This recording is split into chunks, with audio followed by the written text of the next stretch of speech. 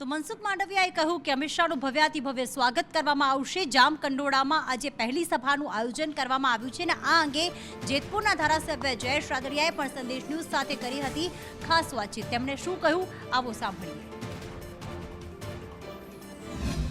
સાથે ધારાસભ્ય જયેશભાઈ રાદડિયા છે, તેમની સાથે વાત કરીશું। જયેશભાઈ, શું કહેશો, આજે સભા જે છે તે અમિત શાહ ગજવાના છે, કેવી તૈયારીઓ? અમિતભાઈ શાહ આજે અમારા પોરબંદર લોકસભાના ઉમેદવાર મનસુખભાઈ માંડવિયાના સમર્થન માટે એક જનસભાનું ભવ્ય આયોજન કર્યું છે।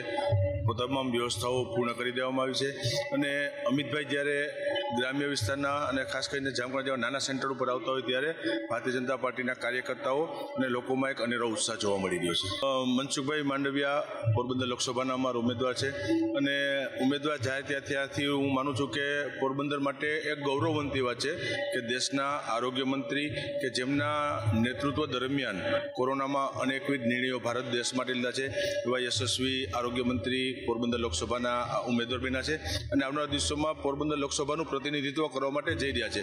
એટલે હું હોય કે ભારતીય જનતા પાર્ટીના દરેક કાર્યકર્તાઓ દરેકની જવાબદારી બને છે, દરેકમાં ઉત્સાહ છે અને આ લોકસભા સીટ અમે 5 લાખથી વધારે મત સાથે જીતશું। કેમેરા પર્સન નિકુલ બોરીચા સાથે મયુર સર્વે, આ સંદેશ ન્યૂઝ, રાજકોટ।